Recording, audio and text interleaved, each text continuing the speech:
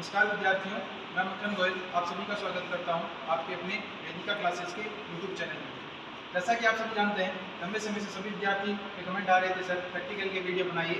तो इसी क्रम में आज का अपना पहला प्रैक्टिकल का वीडियो, जिसके अंदर अपन इलेक्शन लैब का भ्रमण करेंगे और इलेक्शन लैब की पूरी जानकारी प्राप्त करेंगे और इसी के बाद 1 बाय 1 जो भी अपने प्रैक्टिकल होते हैं उनसे शुरुआत की जाएगी। मैं इसी क्रम में आपको ले चलता हूँ आज के अपने पहले वीडियो इलेक्शन लैब के भ्रमण के ऊपर। तो मैं आपको सभी प्रकार के औजार है, इंस्ट्रूमेंट है, इन सबकी बेसिक जानकारी आपको दी जाएगी। तो देखिए, सबसे पहले अपन औजार की बात करें तो अपना सबसे पहले नियॉन टेस्टर, जिसका अपन यानी जो एक्टिव कंपोनेंट होता है जिसके विद्युत की उपलब्धता की जांच करने के लिए अपन टेस्टर का प्रयोग करते हैं। फिर आएगा अपना स्क्रू ड्राइवर, फिर आगे अपन देखें तो अपना प्लायर, कॉम्बिनेशन प्लायर जिसे अपन कहते हैं, फिर अपना side cutter plier, knows plier जिसका वायर कटर यानी वायर को छीलने के लिए या काटने के लिए वायर कटर का प्रयोग किया जाता है। चिजल्स यानी लकड़ी आदि को छीलने के लिए चिजल्स का प्रयोग किया जाता है। पोकर यानी हल्की मार्किंग करने के लिए पोकर का प्रयोग किया जाता है। आगे अपन देखें हैमर यानी चोट मारने के लिए अपन हैमर का प्रयोग करेंगे। और हैमर की अगर आप देखें तो विभिन्न प्रकार के हैमर होते हैं, जैसे बॉल पिन हैमर है, क्रॉस पिन हैमर है। इस हैमर की क्या होती है, तो आगे की साइज है इसी के अनुसार इसको अलग अलग भागों में बांटा जाता है। तो इसी क्रम में अपन देखें जैसे बॉल पिन हैमर है, क्रॉस पिन हैमर है, स्ट्रेट पिन हैमर है, इनका अपन अलग अलग यूज देखेंगे 1 बाय 1। आगे अपन आरी यानी लकड़ी को काटने के लिए, हेक्सा लोहे की प्लेट या छिद्रों आदि को काटने के लिए हेक्सा का प्रयोग किया जाता है। देखिए इसी क्रम में अपन आगे चले तो अपन देखिए हैंडल देखेंगे। तो देखिए वर्तमान के अंदर आप सभी देखेंगे तो सबसे ज्यादा इसका ड्रिल, इलेक्ट्रिकल ड्रिल का प्रयोग किया जाता है, लेकिन पूर्व में हैंडल का प्रयोग किया जाता था विभिन्न प्रकार के स्क्रू को लगाने के लिए। आगे आप देख रहे हैं कि सर ये क्या चीज है जिसके अंदर 3 लेग लगे हुए हैं। तो मैं आपको बता दूं, ये आपका बेरिंग कूलर और पुली कूलर यानी जो मोटर होती है, मोटर की साफट के ऊपर बेरिंग लगा होता है या जो पुली लगी होती है उसको निकालने के लिए जब वो जाम हो जाती है तो इसे पुली कूलर का प्रयोग किया जाता है। अगर बेरिंग कूलर आप देखें तो इस तरीके का ये अपना इंस्ट्रूमेंट है बेरिंग कूलर, जो आपको पता है पंखा आपने देखा होगा, अपने घर पे छत पंखा लगा होता है, तो छत पंखे के अंदर जो घूमने समय कभी कभी वो आवाज करने लगता है, तो उसके अंदर क्या होती है, बेरिंग मिस्टेक हो जाती है यानी बेरिंग जाम हो जाती है। उसको रिपेयर करने के लिए इस बेरिंग कूलर का प्रयोग किया जाता है। आगे अपन देखें अपना ट्राई स्क्वायर यानी 90 डिग्री पर किसी भी आकृति का निर्माण करने के लिए अपन ट्राई स्क्वायर का प्रयोग किया जाता है। आगे देखें अपन फाइल्स यानी देखिए जो अपनी एमएस प्लेट होती है या लोहे की जो चद्दर होती है उनको फिनिशिंग करने के लिए फाइल्स का प्रयोग किया जाता है। फाइल्स अपने आकार के अनुसार अलग अलग साइज के अंदर अवेलेबल होती है। अभी आप देख रहे हैं हाफ राउंड फाइल और एक फ्लैट फाइल। इसी क्रम में आगे देखें अपना तो एक देखिए मेजरिंग टेप यानी विभिन्न प्रकार की साइज को माप लेने के लिए हम मेजरिंग टेप का प्रयोग करते हैं। ठीक है, आगे अपन देखें तो ये अपना एक स्टॉक एंड डाइस है यानी पानी फिटिंग करते समय पाइप को एक पाइप से दूसरे पाइप से जोड़ा जाता है, उसके ऊपर चुटिया निकाली जाती है, उसके अंदर अपने स्टॉक एंड डाई सेट का प्रयोग किया जाता है। अब अगर हम देखें तो देखिए ये ग्लव्स है यानी आपको पता है इलेक्ट्रिकल कार्य करते समय अपनी सेफ्टी रखना बहुत ही जरूरी है। इसी क्रम में अपन विभिन्न प्रकार के ग्लव्स का प्रयोग किया जाता है। अगर अपन इन ग्लव्स का प्रयोग करते समय अगर कार्य करें और किसी प्रकार से असावधानी बरती, संभव तो अपन किसी प्रकार से असावधानी बरतनी नहीं होती है, लेकिन फिर भी अगर हो तो अपनी सुरक्षा के लिए इसका प्रयोग करेंगे। तो ये थे सभी अपने विभिन्न प्रकार के इंस्ट्रूमेंट हैंड टूल जिनका प्रयोग अपन इलेक्ट्रिकल लैब के अंदर किया जाता है। विभिन्न प्रकार के हैंड टूल का अध्ययन करने के बाद अपन देखेंगे विभिन्न प्रकार के मीटर्स यानी आपको पता है इलेक्ट्रिकल का सभी सिस्टम मीटर्स पे आधारित है। तो सबसे पहले अपन देखें कि सर्वाधिक उपयोग होने वाला अपना मल्टीमीटर। तो देखिए मल्टीमीटर भी आजकल एनालॉग में डिजिटल। तो सबसे पहले मैं आपको बताऊं कि ये अपना एनालॉग यानी इसमें सारा विक्षेप क्या होता है, एक पाठ्यांक दर्शाया जाता है जिसके ऊपर सुई के द्वारा पाठ्यांक आपको ज्ञात किया जाएगा। इस मल्टीमीटर का प्रयोग अपन धारा को मापने के लिए, वोल्टेज को मापने के लिए, प्रतिरोध को मापने के लिए भी करते हैं। लेकिन आजकल आपको पता है टेक्निक के साथ साथ में डिजिटल मल्टीमीटर का प्रयोग बढ़ चुका है। तो ये आपका एक डिजिटल मल्टीमीटर है जिसका प्रयोग अपन वोल्टेज एसी डीसी, धारा एसी डीसी और विभिन्न प्रकार के एक्टिव कंपोनेंट जो भी होते हैं अपने जैसे रेजिस्टेंस है, कैपेसिटर है, इनका भी अपन मान इस मल्टीमीटर के द्वारा ज्ञात कर सकते हैं। अब आप देखें तो 1 बाय 1 विभिन्न प्रकार के मल्टीमीटर को लगाया गया है। इनका प्रयोग जैसे अगर सबसे पहले देखें तो आपका ये एमीटर है एसी का। देखो आपको पता है इस पे क्या लिखा होता है, ये जो सिंबल है एमीटर लगा है उसके ऊपर सिंबल लगा होता है, तो सिंबल से अपन को ज्ञात होता है ये एसी का मीटर है या डीसी का मल्टीमीटर है। तो इसमें देखिए ये एसी का एमीटर यानी एसी की धारा बताएगा, फिर देखिए इस तरीके से आप देखेंगे तो इस मीटर में क्या लिखा हुआ है AC और DC, यानी इस मीटर का प्रयोग AC DC दोनों के लिए किया जाएगा और A का मतलब होता है एम्पियर, यानी धारा को मापने के लिए इसका प्रयोग किया जाएगा।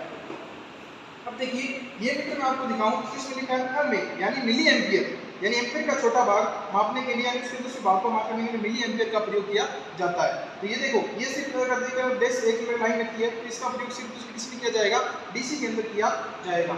आगे अपन देखें विभिन्न प्रकार के एमीटर देखने के पश्चात आगे आता है अपना वोल्ट मीटर। तो देखिए ये वोल्ट मीटर इसमें स्पष्ट लिखा है V AC और DC, यानी ये वोल्टेज क्या करेगा AC व DC दोनों प्रकार की वोल्टेज को प्रदर्शित करेगा।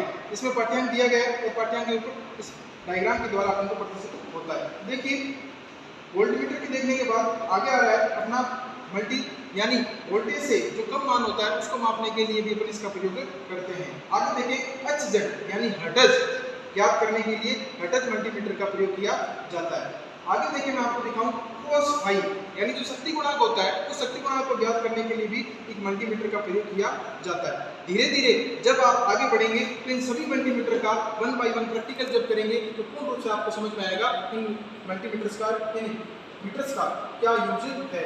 आगे देखिए KW यानी शक्ति, यानी जो अपने घर में आपको पता है मीटर लगा होता है या जो अपने घर की ऊर्जा की जो खपत होती है वो KW के अंदर मापी जाती है, तो उस खपत को ज्ञात करने के लिए KW मीटर का प्रयोग किया जाता है। इस प्रकार से आप देखें तो ये भी विभिन्न प्रकार के मल्टीमीटर आपको प्रदर्शित किए जा रहे हैं सेमी कुछ इस तरीके से। तो देखिए सबसे पहले मैं आपको दिखा दूं एक आप देखना चाहेंगे टोंग टेस्टर। ठीक है विद्यार्थियों, ये टोंग टेस्टर होता है विभिन्न प्रकार की, जैसे मोटर्स है, मोटर के अंदर आप अगर अपने घरों में सबसे पहले पंखा घूमने वाली अगर अपन देखें तो पंखे का प्रयोग किया जाता है, उस पंखे की RPM ज्ञात करने के लिए इसे टोंग टेस्टर का प्रयोग किया जाता है।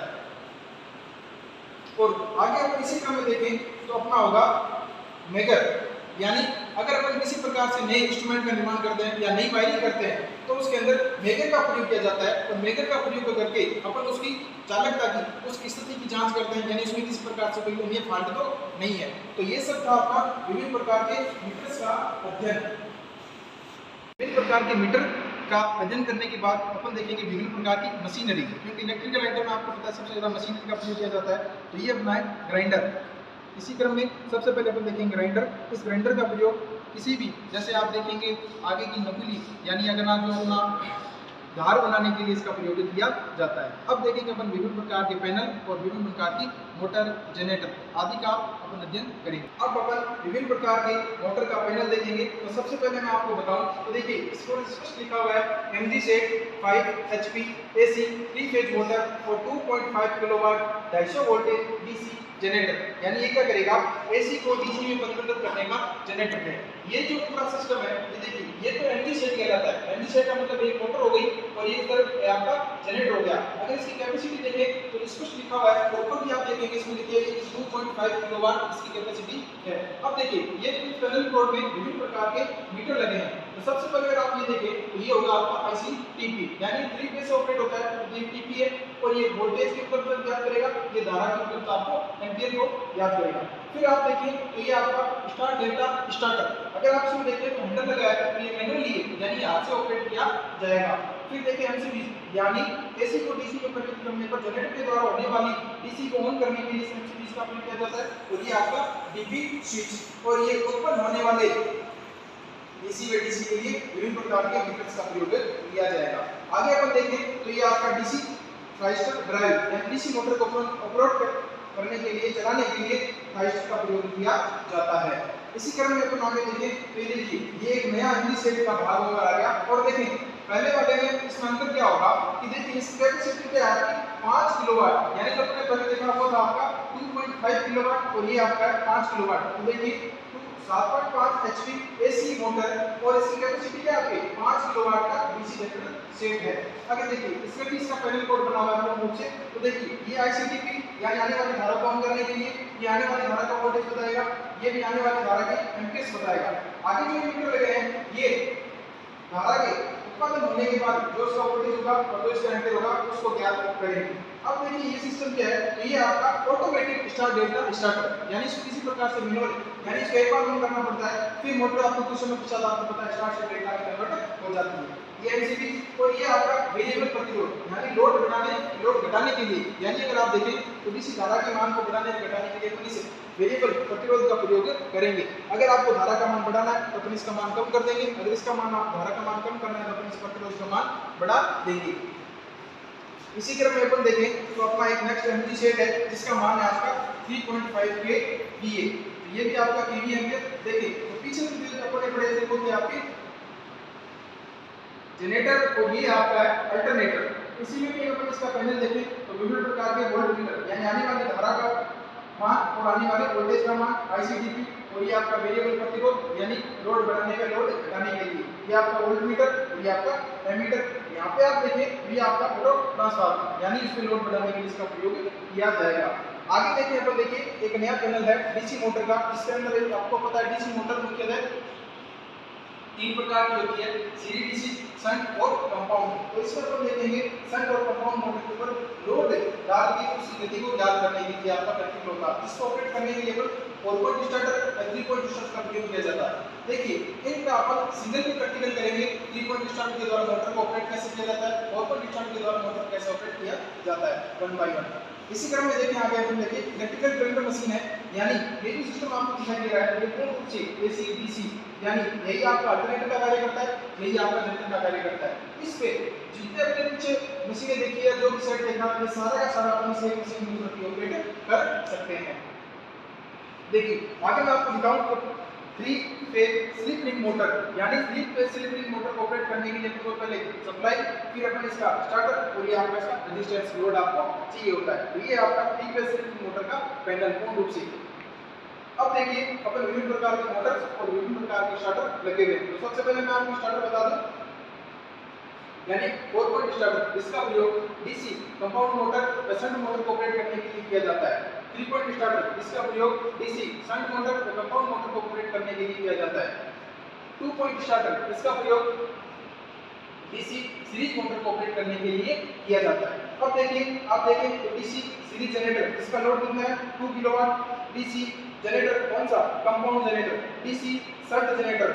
अब देखिए अब तीनों के तीनों क्या है आपके डीसी जनरेटर है, लेकिन एक शंट है, एक सीरीज है, एक कंपाउंड है। ये क्या क्या होते हैं ये भी 1 बाय 1 आपको प्रैक्टिकल के द्वारा बताया जाएगा। अब देखेंगे अपन DC motor, DC compound motor, DC shunt motor, DC series motor, यानी 3 प्रकार के थे। तो तीनों की मोटर भी अलग अलग होती है और जनरेटर भी आपका अलग अलग होता है। देखिए ये भी एक प्रकार का वेरिएबल प्रतिरोध है जिसका उपयोग लोड को बढ़ाने के लिए किया जाता है। आगे देखिए अपना तो देखिए 3 phase square wave induction motor यानी 3 फेज की इंडक्शन मोटर है, ठीक है। आगे देखिए तो अपना है 3 फेज कैपेसिटर मोटर, यानी जो अपने घरों में कैपेसिटर मोटर का प्रयोग किया जाता है। तो उसका देखिए यहाँ पे जो ये लगा होता है आपने देखा होगा अपन विभिन्न प्रकार की मोटर यानी अपने घरों के अंदर अगर मोटर देखें तो पानी की मोटर का प्रयोग किया जाता है। उसके अंदर आप देखेंगे वो कौन सी मोटर होगी आपकी कैपेसिटर मोटर होगी। ये थी विभिन्न प्रकार की मोटर। और ये जो आप पैनल देख रहे हैं इस पे विभिन्न प्रकार के स्टार्टर का प्रयोग किया जाएगा। जैसे देखिए ऑटोमेटिक स्टार्टर, ये आपका ऑटो ट्रांसफार्मर टाइप का स्टार्टर, ये डोल सिंगल फेज का, डोल 3 फेज का, ये आपका छोटा थाइस्टर। इस तरीके से विद्यार्थियों आज अपने इलेक्ट्रिकल ड्रेव का पूर्ण रूप से भ्रमण किया है, जिसमें अपन ने विभिन्न प्रकार के सबसे पहले हैंड टूल का प्रयोग, फिर अपन ने विभिन्न प्रकार के मल्टीमीटर और फिर इलेक्ट्रिकल लैब में लगे विभिन्न प्रकार के पैनल का अपन ने अध्ययन किया है। तो विद्यार्थियों आपको ये वीडियो कैसा लगा कमेंट करके जरूर बताएं और इस वीडियो को ज़्यादा से ज़्यादा अपने दोस्तों के साथ शेयर करें। अगर आप चैनल पर नए हैं चैनल को सब्सक्राइब कीजिए और वीडियो को ज़्यादा से ज़्यादा अपने दोस्तों के साथ शेयर करें। धन्यवाद।